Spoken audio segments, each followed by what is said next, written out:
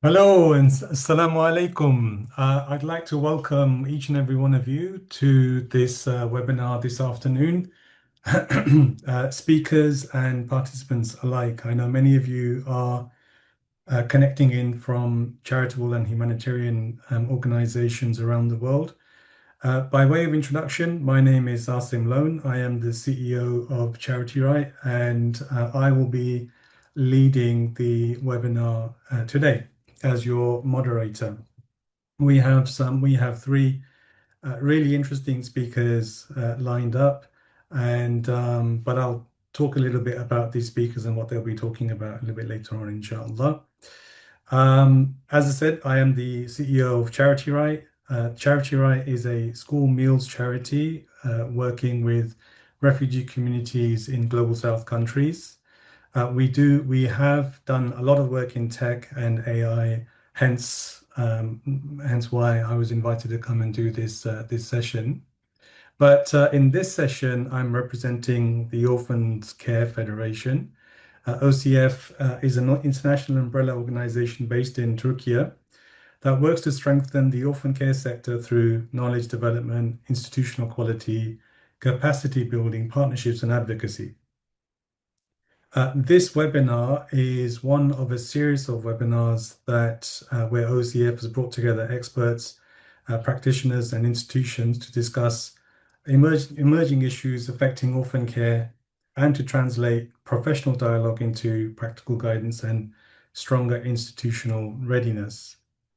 This webinar, as you're aware, is the use of responsible AI in orphan care and humanitarian action. It's incredibly timely, given that artificial intelligence is increasingly influencing how humanitarian and child-focused institutions manage data, communicate, learn, report, and make decisions, while also raising important concerns related to child protection, privacy, bias, identity, culture, values, and human judgment. This discussion is not only about what AI can do, but how it should be used responsibly in orphan care and humanitarian action. And in this webinar, we'll be addressing three connected perspectives, the first being child protection and data responsibility, the second being the transition from artificial intelligence to artificial wisdom, and the third being institutional readiness and future skills.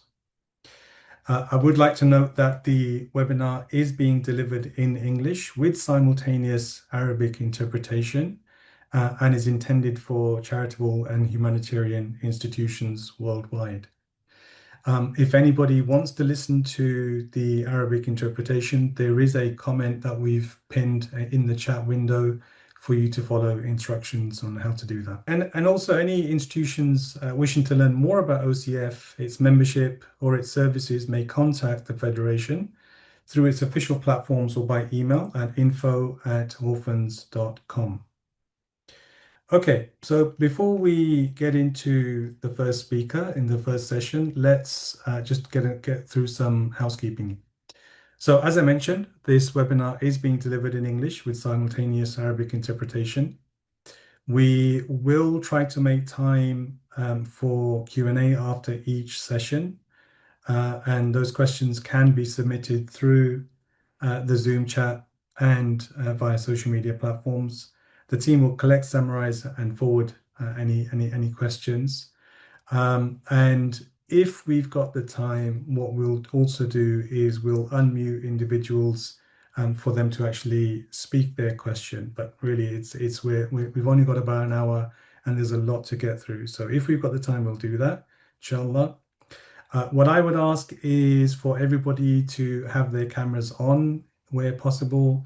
It's really helpful for the speakers to actually see faces and they can get some feedback when they're actually speaking. Very, very helpful for them. And also, when I ask to welcome, I'll give an introduction to each speaker, and I'll ask to join me in welcoming that speaker.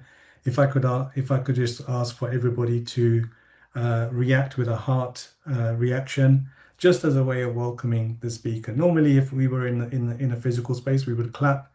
We obviously can't clap, so a heart or a clap reaction would be very, very welcome for the speaker as well. Now, without further ado, let's get into our first session.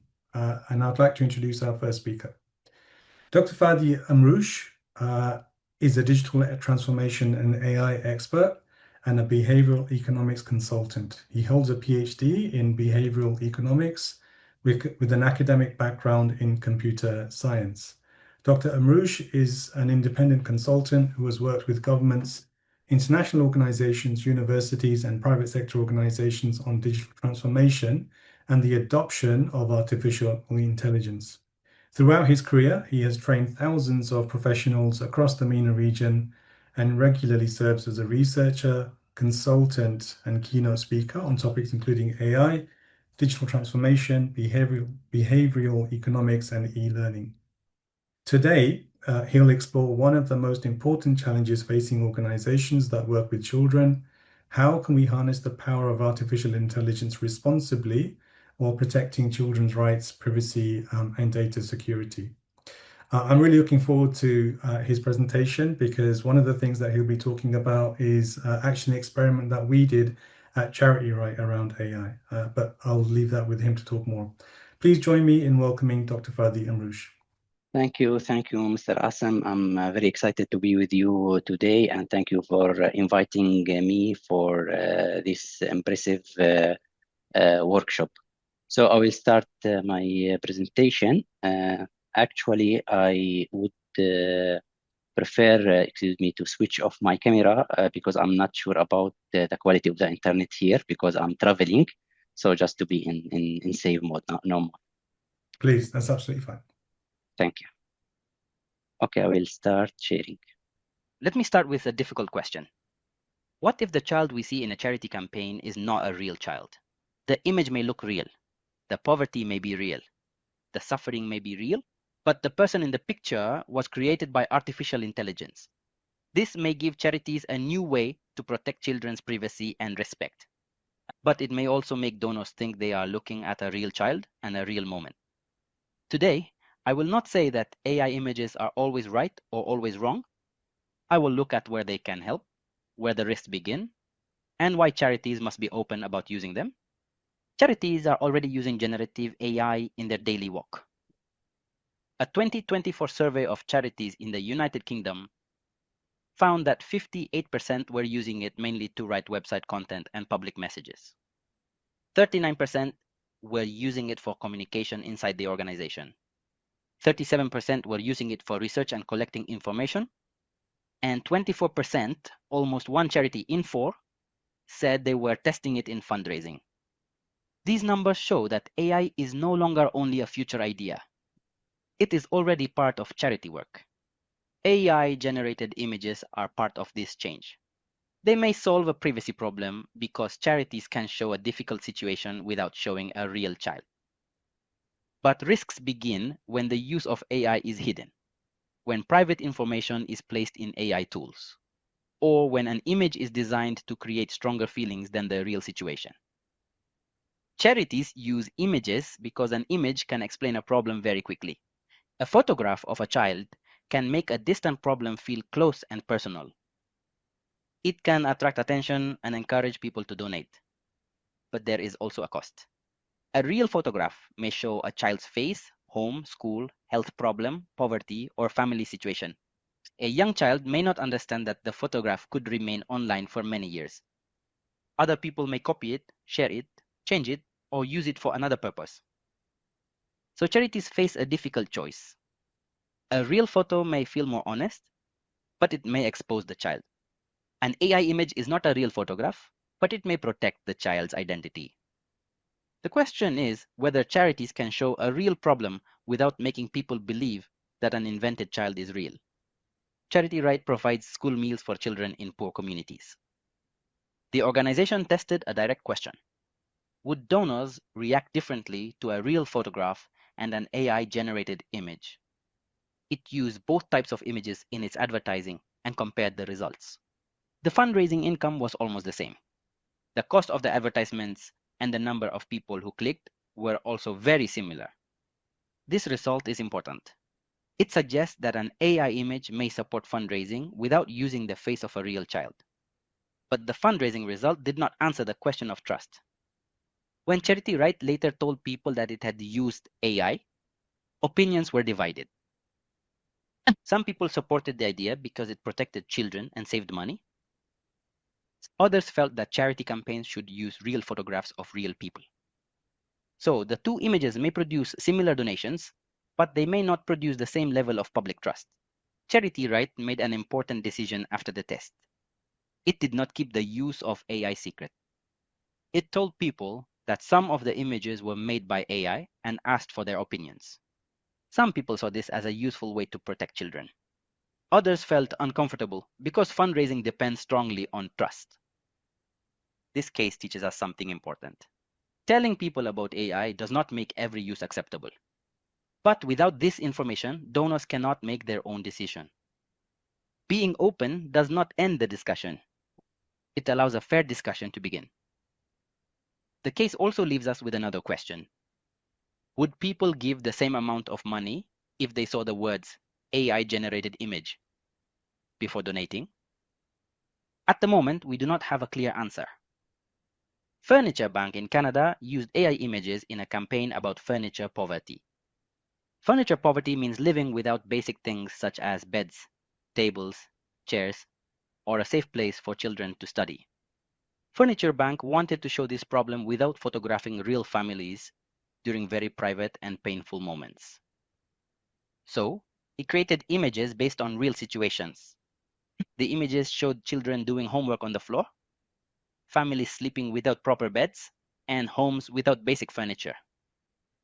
In its 2022 campaign, the organization produced 40 different AI-generated images. It printed them as postcards and sent them to donors. The campaign used a very clear sentence. The picture itself is not real, but the reality is. The organization did not claim that the picture showed a real person or a real moment. It explained that the image was created, while the social problem was real. This may help charities show suffering without exposing or shaming real families. The Malaria No More campaign used AI in a different way. In its video, David Beckham appeared to speak 9 languages. AI changed the video so that his mouth movements matched the different languages. The voices came from people who had survived malaria in different parts of the world. The campaign helped their messages reach world leaders and people who did not speak English. The video received wide media attention and won a COGEX award for using AI for a good purpose. Technically, the video was a form of deepfake, but it was different from a harmful deepfake. David Beckham agreed to take part. The purpose was clear. And the technology carried real messages about malaria to a wider audience. This case shows that an AI-made video may be acceptable when people agree, the goal is clear, and the public is told how it was made. With children, however, agreement is more difficult, and the level of protection must be higher. The risk does not begin only when the public sees the final image. It may begin much earlier. First, the charity collects the story of a real child.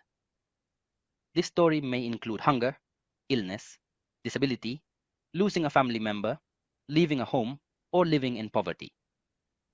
Second, a staff member may enter these details into an AI tool. If the tool is public or not well controlled, private information may leave the organization's safe system. Third, the AI creates the image. The image may make the suffering look worse than it really is. It may also repeat unfair ideas about poverty, race, nationality, or disability. Finally, the charity publishes the image online. After that, other people may copy it, change it, and use it in ways the charity cannot control. Removing the real child's face does not remove every risk. Sometimes, the details of the story can still identify the child. A child's story is private information. It should not be treated only as material for a campaign. AI images may be useful when 3 conditions are met. First, protect the child. A charity should not upload a real child's photograph, address, medical record, case file, or detailed private story into an open AI tool. It should also avoid creating an image that looks very similar to a specific real child. Second, Stay truthful. The image should show the real nature of the problem. It should not make the child look thinner, more afraid, or more helpless, only to create a stronger emotional reaction. Third, tell the audience clearly.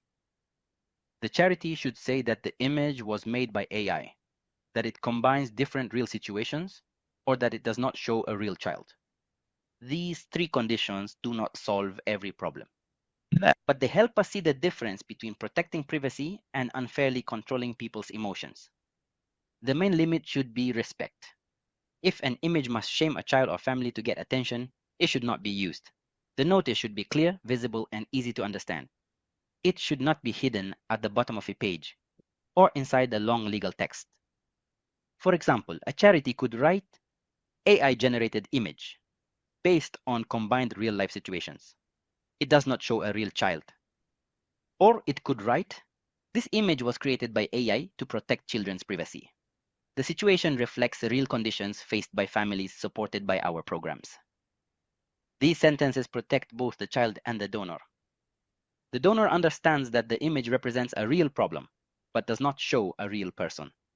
This is also becoming a legal issue. Article 50 of the European Union AI Act includes rules about telling people when some content has been created or changed by AI, including deepfake videos.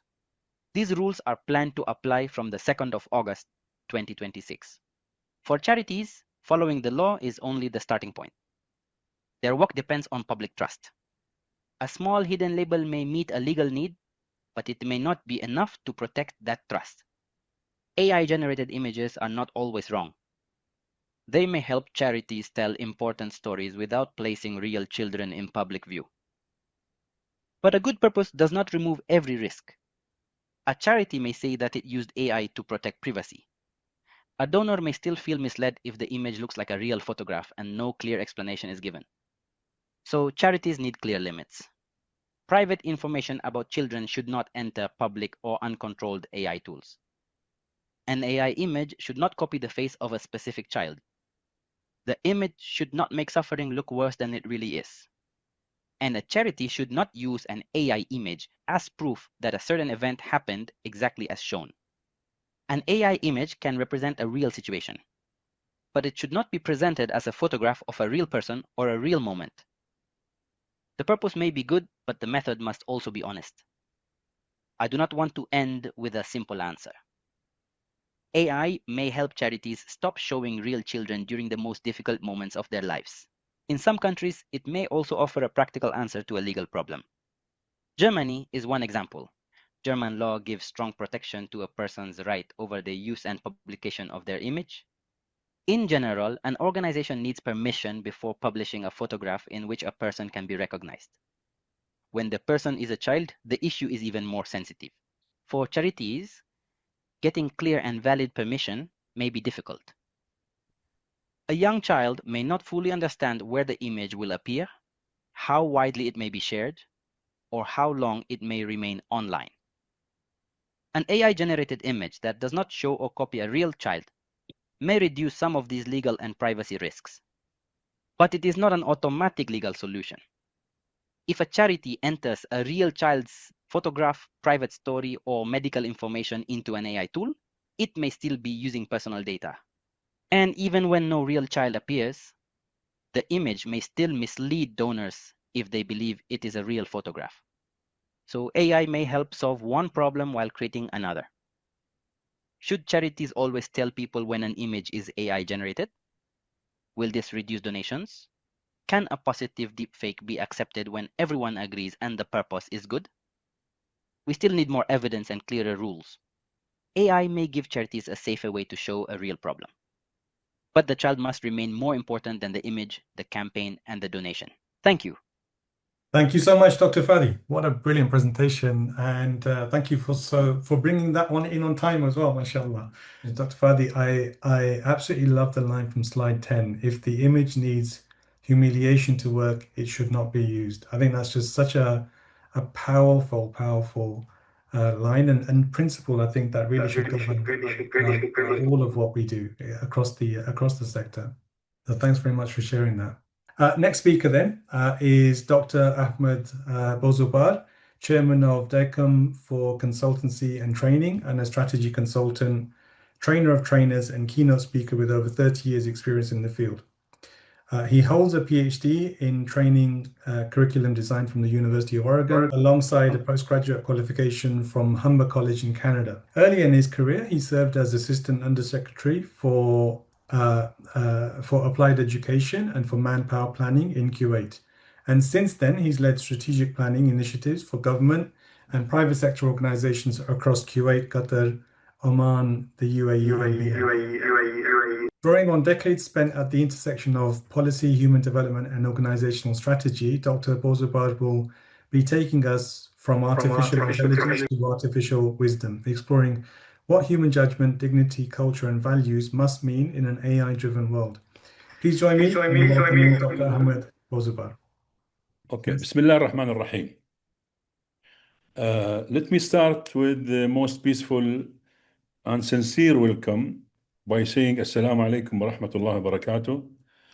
And I also express my thanks to those who organized this webinar and make it happen and gave us the opportunity to be together in this room and gave me the honor to present the topic of from artificial intelligence to artificial wisdom.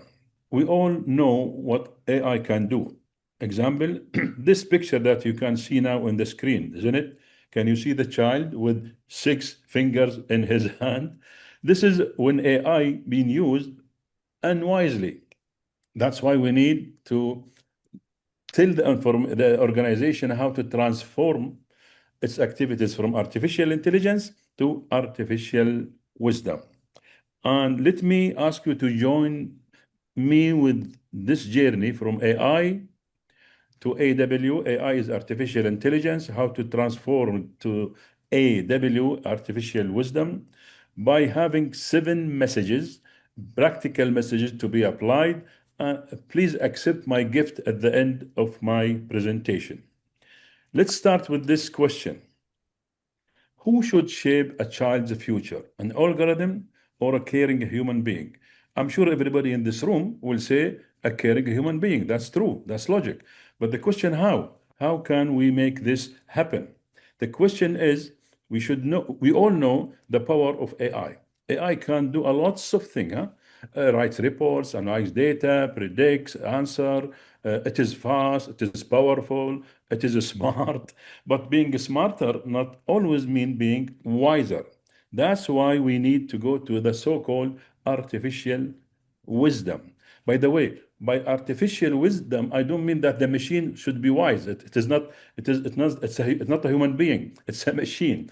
By this, I mean how to make culture in our organization a culture of artificial wisdom, which means a culture of people who are using the AI in a very wise way, which will lead us to the question. 7 messages we will talk about now that if you take care of them, you will lead your organization from AI to AW. Message number 1. Use AI as a partner, not as a parent. If you use it as a parent, by the way, then you will depend on it. You will limit your thinking. You will let the AI making decisions instead of you. You will reduce your growth but if you use it as a partner, you will collaborate with the activities of AI. You will let the AI enhancing your thinking, let the machine supporting your decision, and you will grow with the machine application, you and your organization. And instead of reducing the growth, you will grow together. That's number 1. Message number 2. Please try to differentiate, make a big barrier between what AI can do and what AI must never do. AI can do a lot of things, as we know, but please don't let the AI, don't handle decision to it. Don't give him the chance to make judgment. Don't give him the chance to interfere with the feeling of the child or of the caregiver. These kind of things need to be differentiated between what can AI do and what AI never must do. Number 3, every AI-based decision should have a human face, not a human signature. There is a child and there is a file. There should be a human being in between. What should this human being do? First, do not move any automated recommendation came from the AI applications and transfer it directly to the file of the child.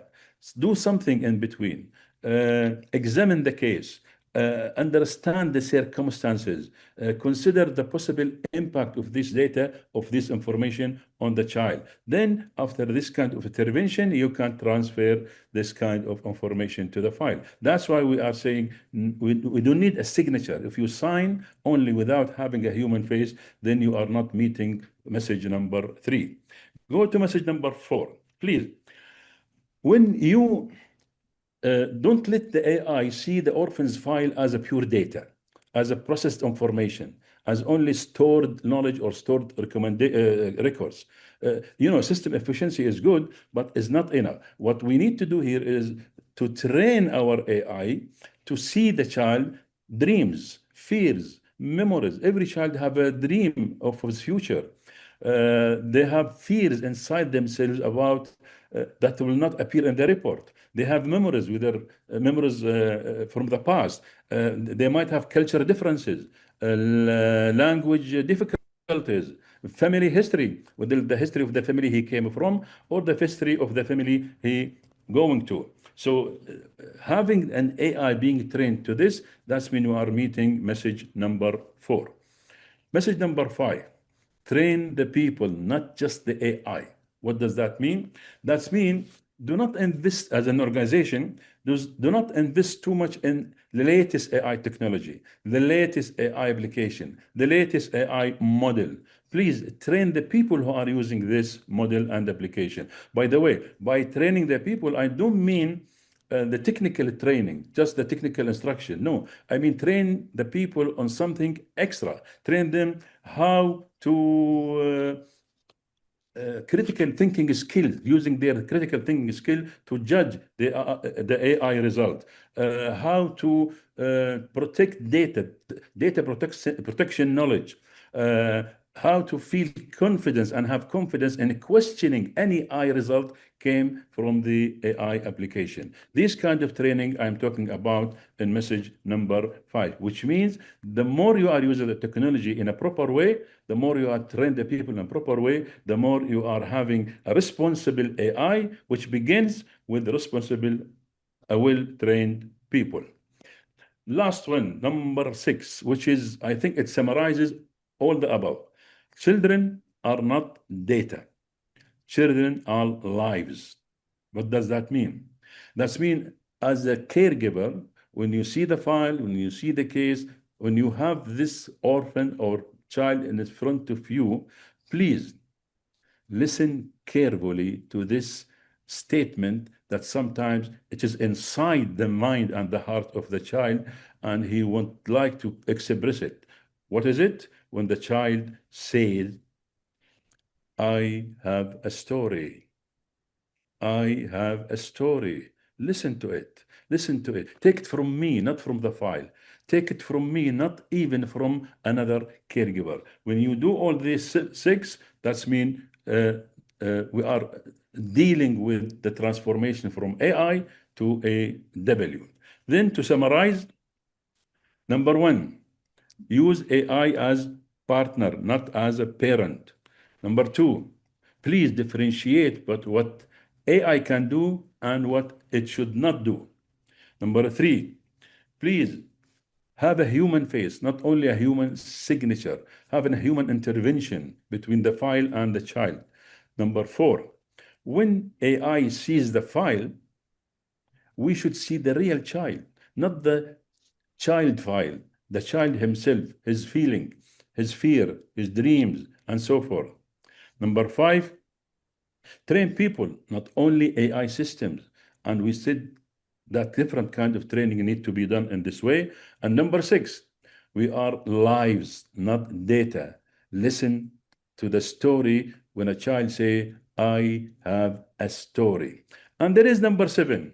Oh, what is number 7? Number 7 is a gift from Dr. Ahmad Bozobar. Can you accept it? Will you accept it? Please. some people will ask me, Dr. Ahmed, how can we apply these 6 messages in our organization? We need practical guideline. We need something to do, not only something to learn. Of course, try to scan this, because this is my gift. This is a training prompt that will help you using these 6 messages and apply them directly in your organization. How? This prompt, take it, put it in your AI, GPT or whatever, and it will show you how to use AI as your private trainer, which trains you and your staff how to practice the 6 messages covered by the presentation and the presentation. So if you will scan them, if you don't have time to scan, maybe thank you for those who are raising the thumbnail for this gift. That's mean they accepted the gifts. So thank you very much. This will help you practicing what we have, whatever has been said in this presentation. Now, let me ask you emotionally to see with me the last slide. Children do not remember efficient system. They remember meaningful relationships.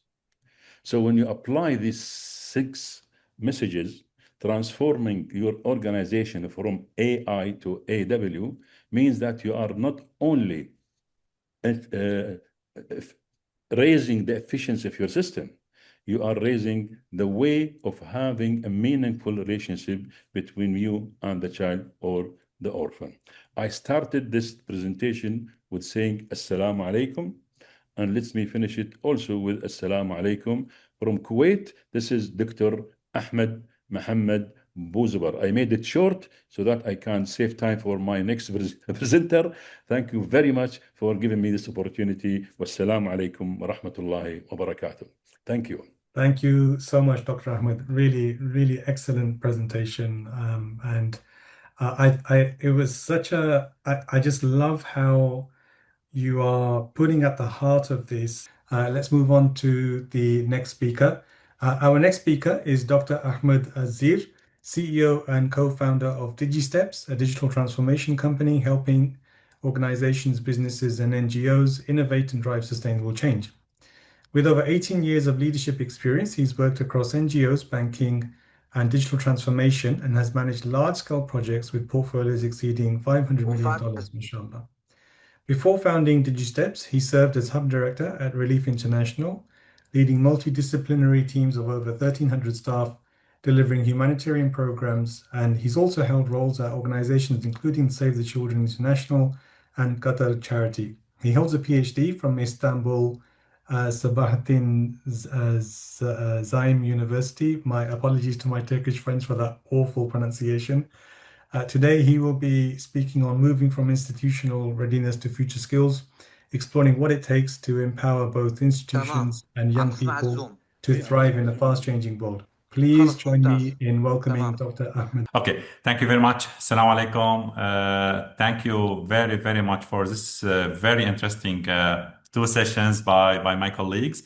And thank you to everyone who have joined us. This is Ahmed Al-Zeer. I'm speaking from Syria. Please also forgive me if there was some interrupt in the internet connection, because I'm also traveling. I'm not in my office. So I will be talking about what I call beyond AI tools. And I will try to build on what my colleagues have already mentioned in terms of from ethical perspective and from practical perspective, how we can use AI to take the orphan care work to the next level. But from institutional perspective, from organizational perspective, how we can systemize, how we can scale up, how we can take the advantage of AI, but also taking in consideration what Dr. Fadi and Dr. Ahmed have mentioned in terms of ethics, in terms of best practices, etc. So this is Ahmed Al-Zeer. I'm the co-founder and CEO of DigiSteps, where we work on we have worked on different initiatives in terms of AI and digital transformation.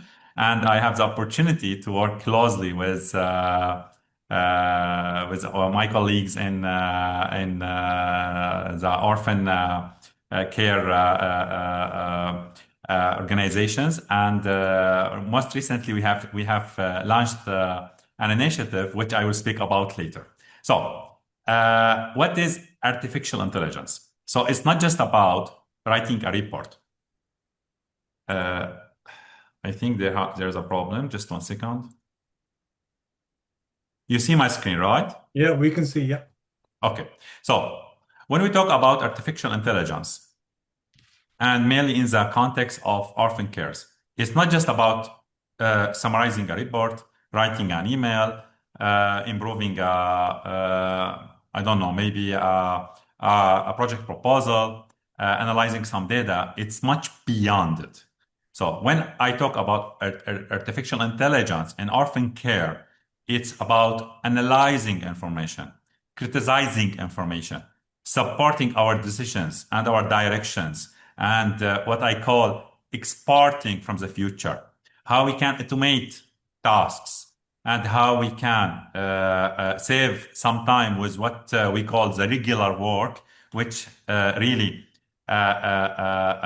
we all suffer when we talk about this day-to-day regular work, that there are no much added value in this regard. So it's how to improve our organization, and mainly orphan care organization, within the framework that Dr. Fadi and Dr. Ahmad have already presented. Very interesting piece of information. According to the Future of Job reports, which has been published recently by the World Economic Forum, around 75% of organizations plan to adopt digital technologies and AI in the next 5 years.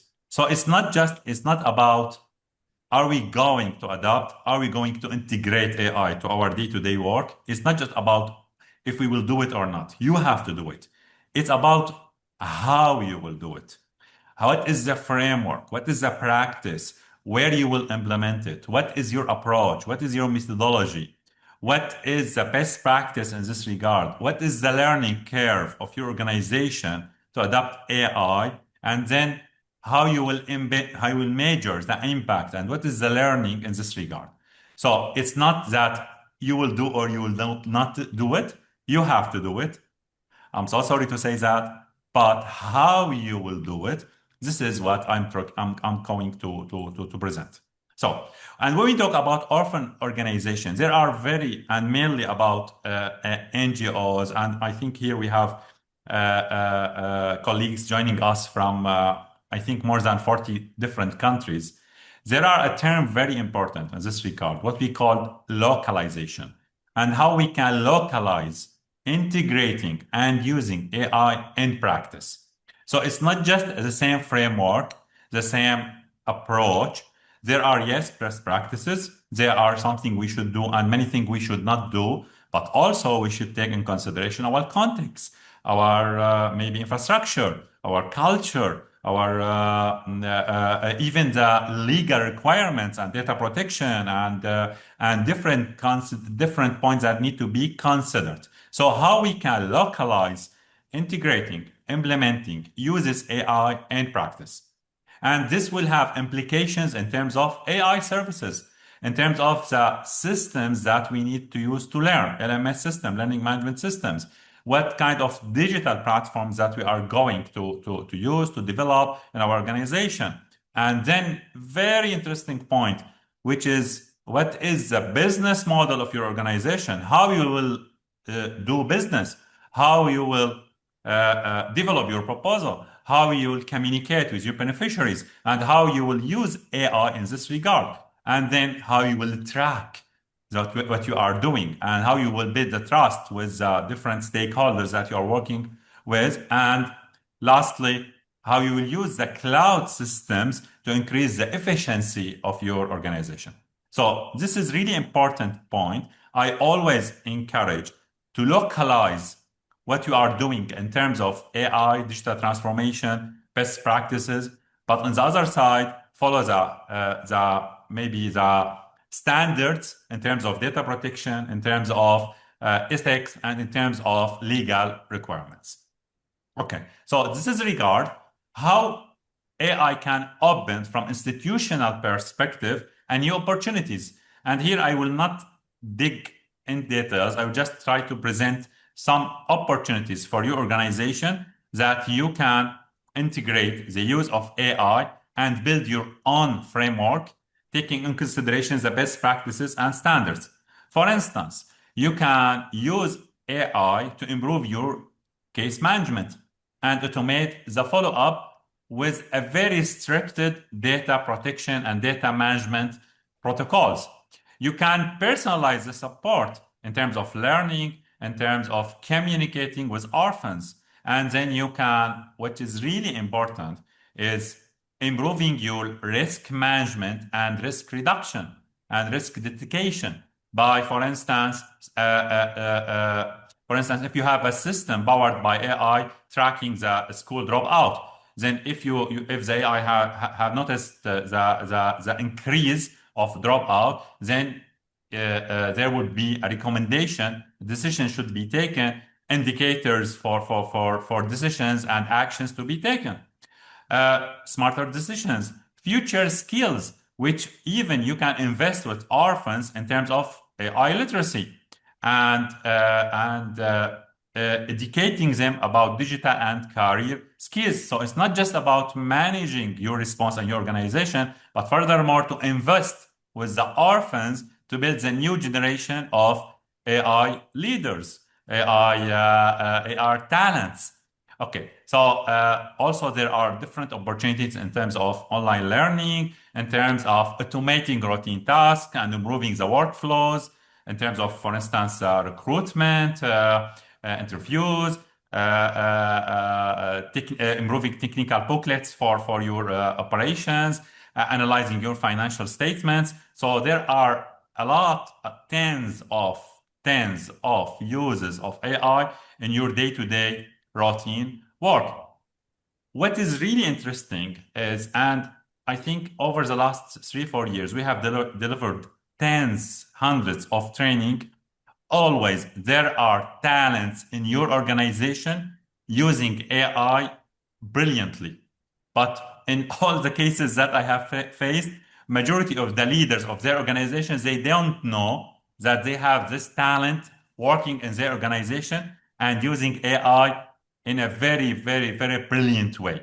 So talent discovery, and this is really, really interesting. And this is a responsibility of the leaders of organization to embrace those talents and to build on their skills and their potentials, and then map them and embrace them and use their strengths and put it in an organizational pathway. Okay. And then, of course, when you start talking this language and embracing digitalization, so you will have what I call digital opportunities, remote work, global learning, mentorships, different type of digital global opportunities. So in this regard, okay, so what you have mentioned is really great. This is very optimistic. MashaAllah, a lot of great ideas.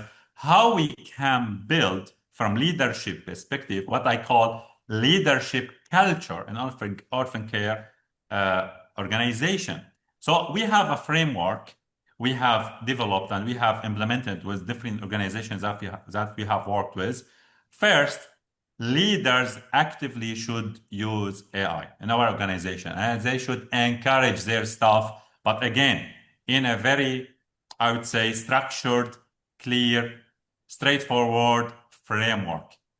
I have noticed, I have worked with organizations that they use a very sensitive data and they share this data with different AI models because unfortunately they don't have a protocol, they don't have a policy how to use this data. So first, and what was interesting is their leaders, they don't know. So we need our organization to lead by example. So leaders should learn about AI or should encourage their organization to use AI in a careful, structured way. And then encourage experimentation. So open the safe space to test and to work with experts. And what I call build AI literacy. On a daily basis, there are new technologies, there are new models, there are a lot of great upgrades. And by the way, when we say AI literacy or digital literacy, this has been also mentioned by the Future of Jobs as one of the most important skills in our organization. So we need to understand the capabilities and limitations, and then how we can improve, how we can build on what we know, and how we can have what we call lifelong learning in terms of AI and literacy. Then, of course, we need to empower our team, and then we have the governance, and we hold people accountable, and we put the human in the center, as Dr. Ahmed mentioned in this regard. So then we need coaches, we need experts, and here what we call digital and AI coaching. So I have also worked on a framework with my colleagues in the company. First, we need to listen. We need to understand the talent, the skills, and what we call AI readiness of the organization. We need to learn what the team, what the department, what our staff members is doing. Then we need to frame the right talent and performance challenges that they are facing. For instance, some of them, they said, okay, we don't have subscription, we have limitation. Others said we face problem in terms of we need, I don't know, paid VPN. So we need to frame how we can support our talents and then encourage them. And then we need to challenge our old ways of work. One of the most important golden rules in institutional development that there are always a better system to work. What we know in terms of our current systems, policies, and procedures, there are always better systems. So we need to first challenge our system, challenge our ways of work in this regard. And of course, we need the support from our leaders, our supporters. So I call it the framework of supporting the team members and organizations in terms of embracing AI. Okay, so we have a very, very interesting theory of change. First, if you don't have the leadership commitment to support organization in terms of embracing and using AI, so you will have some problems. So it needs a leadership commitment. It is not just about the, for instance, IT department or HR department. It's a cross-functional cooperation between all leaders of the organization and all staff members. And you cannot improve unless you have a skills development programs. And this is, again, it's a lifelong learning. And when we talk about orphan care, it also has other layers, other considerations, other factors to be considered in this regard. And lastly, of course, you need to invest in the technological infrastructure. You need to have subscriptions. You need to have cybersecurity infrastructure. You need to have, for instance, firewalls, etc., etc. So how we do it? Okay, great talk. How we can do it? Very simple. First, we identify our organization. We identify, we check, we understand what we are going to do. We implement what I call Digital Organization Capacity Assessment, DOCA. In our organization, we know what we call OCA, Organization Capacity Assessment. So I recommend to implement what we call Digital Organization Capacity Assessment. Around 11 outcomes you need to consider. You need to check, you need to test, you need to assess. Then you have a drafted roadmap. This roadmap needs to be checked, need to be discussed with your team members. Then you finalize it, and then you start implementation. And when you talk about implementation, you always evaluate, you always adjust. You have a learning curve. And then what we are going to do, is it just a subscription on ChatGPT? Of course not. Maybe you can, for instance, develop organization chatbot, or you can build internal platforms, and then you start training those platforms in your data. Of course, you need to work on AI capacity building programs. So there would be different initiatives, different improvements in this regard when we talk about when you finalize your assessment by experts. it's not just you. You need experts from outside the organization who can support your organization to have a roadmap to implement and integrate AI in this regard. And then, okay, you have what we call the tree of a successful adaptation of AI. So you need to have a strategy. First, it's not just a random implementation. Now, we have what I call random implementation, random integration of AI in our organization. And I'm sorry to say that this would have a significant negative impact on your organization from legal perspective, from data protection perspective. If, for instance, one of our media staff members published a photo for a child, as Dr. Fadi mentioned, and harass the policies, this would have a significant legal consequences on the organization. So you need to have a strategy. You need to have infrastructure. And then sometimes for some specific organization, from localization perspective, you may develop AI applications tailored for your organization. And then by day, you will have what I call AI organization development path. All of this, unfortunately, will not work unless you have a change management framework. And here we can talk furthermore about change management, how we will roll out and how we implement the quick wins and what theory of change that we need to adopt in our organization. So you need a change management roadmap plan in this regard. Okay, so at the end, you will have tens, thousands of products in terms of digital infrastructure solution, ERP systems fit for your organization. So I will not go in details in this regard, but this is a very, I would say, public question or very common question. I always been asked, Ahmed, what you suggest for us in terms of AI and digitalization? I said, I don't know. I need to check. I need to assess before I recommend for you a system. So we have different types of system, different types of solutions, but for sure, you need to improve your business model and you need to always invest in terms of capacity building of your organization. And when we talk about capacity building, this is a project that has been launched recently as an outcome of a training we have delivered with the Orphan Care Federation. So I assume some of your colleagues already joined us in this training. It was a training for 3 months. I think we have colleagues joined us in this program from 10 different countries. As an outcome, and because the result was significant, was great, we agreed to launch what we call AI Pioneers Initiative for charitable sector. And this program will target more than 100 organizations, hopefully, inshallah, and more than 500 staff members. And we will start in Arabic, but inshallah, it will be also in English and Turkish. And it will be around 12 months as a program. So it's not just 1-2 rounds of training. We are talking about a program which includes more than 100 knowledge resources and guides, booths, videos, newsletters, practical and interactive learnings. So what we are aiming to do, and hopefully we will be able to do that, inshallah, by your support and by embracing this initiative, that we will, I would say, reshape the future of orphan care in this regard. And we are working now on a knowledge platform.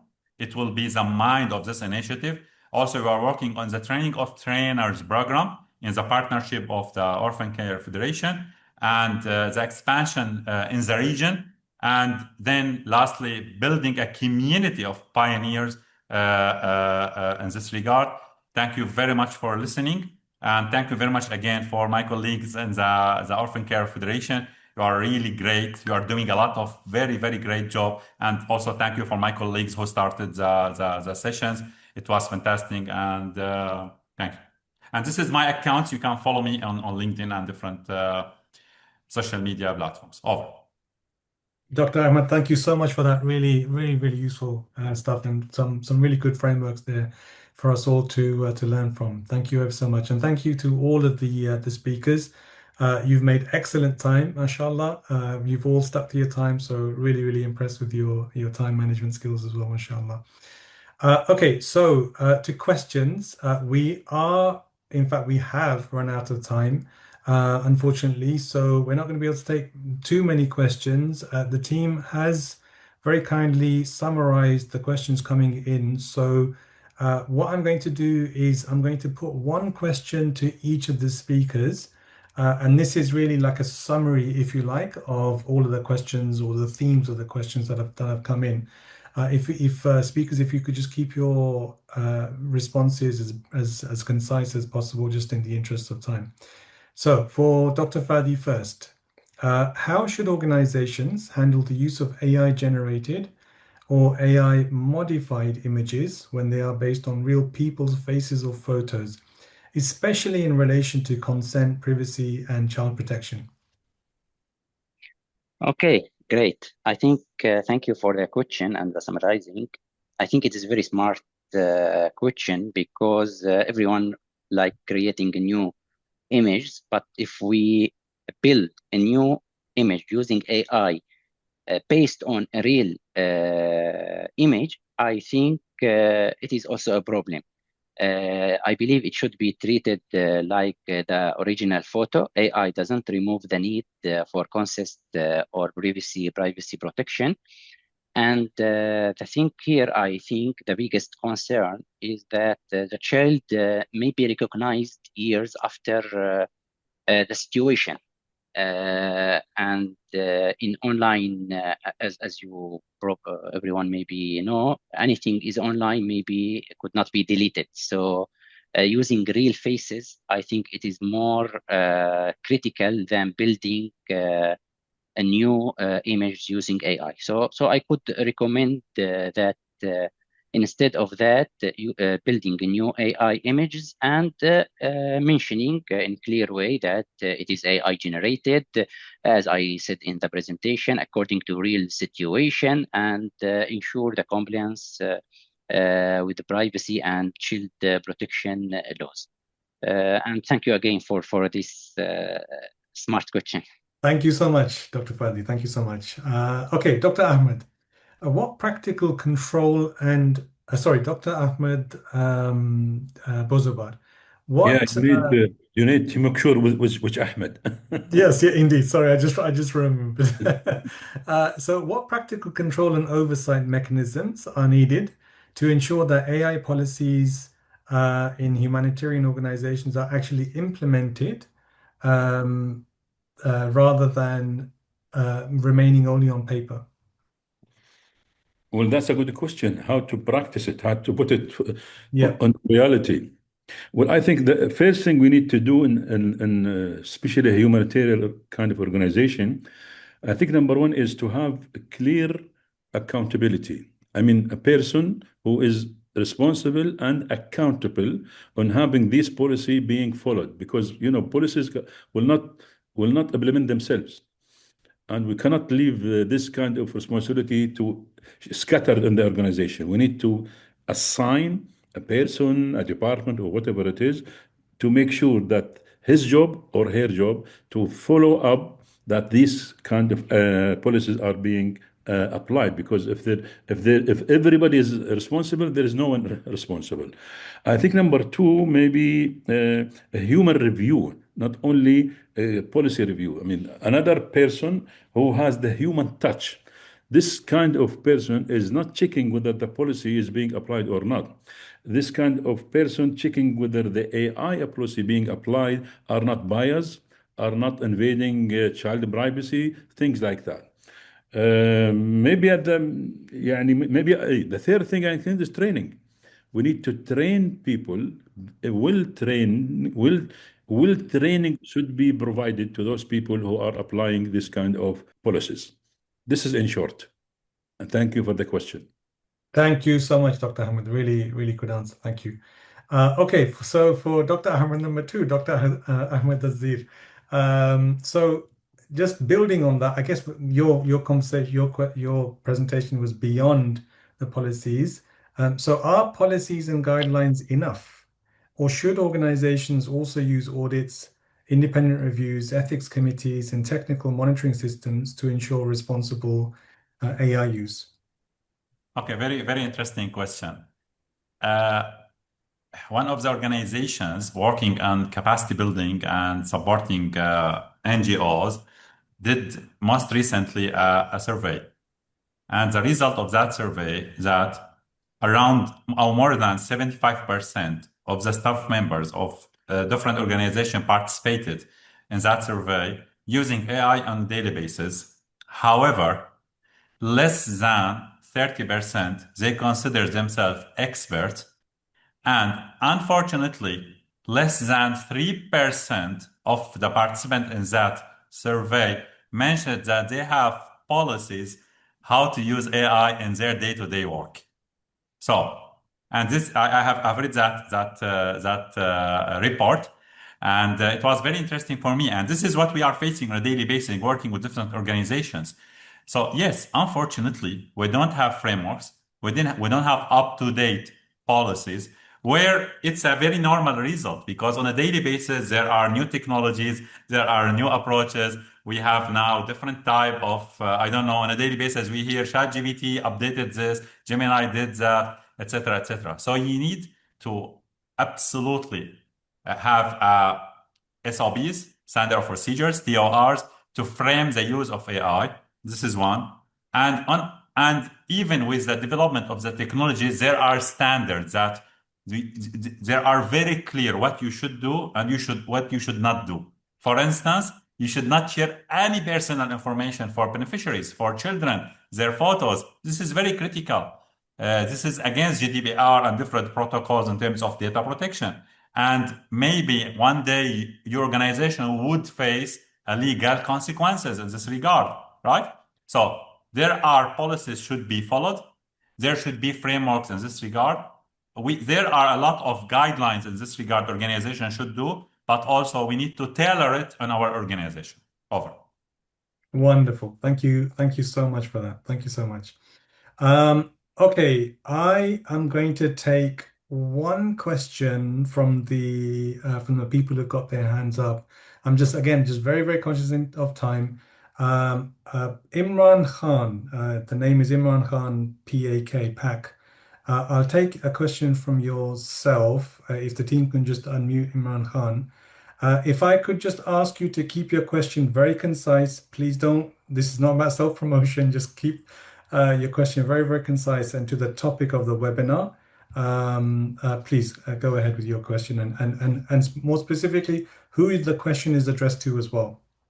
Thank you. Assalamu alaikum to all the brothers and with all the learned people who, mashallah, gave us this chance to participate in this valuable series of presentations. So thank you very much for that. Since we are working with the children and their families, so I have a couple of questions actually. Allow me for that. We as a child protection workers in organizations like Qatar Charity, using AI as a tool in softwares and portals related to social child protection. So what are the legal frameworks and ethical considerations that we consider while using AIC in organizations like Qatar Charity and other child protection organizations? And my second question to Dr. Ahmed, the second Ahmed, is that to what extent the AI is taking the role of humans away from such sensitive topics and works like child protection. Thank you very much. So if speakers, if I could just ask you to take the first question, please, just to be fair and equitable for everybody. The first question, please, to Dr. Ahmed. Sorry, which Dr. Ahmed did you address the first question to, Imran? Ahmed Al-Zeer. Al-Zeer, okay. So Dr. Al-Zeer, if you could just address the first question, please. Thank you. Okay, so I think Mr. Imran want me to address the second question. So if you don't Please. mind, Yeah, which is sure. about to which extent using AI on a daily basis will affect us. Unfortunately, it is affecting us negatively on a negative basis. This is what Dr. Ahmed Al-Zeer mentioned. It's decreasing our critical thinking, our creative thinking, which again, according to the Future of Jobs report, the most important skills required in the next 5 years is critical thinking and creative thinking. So we need to use AI as an assistant.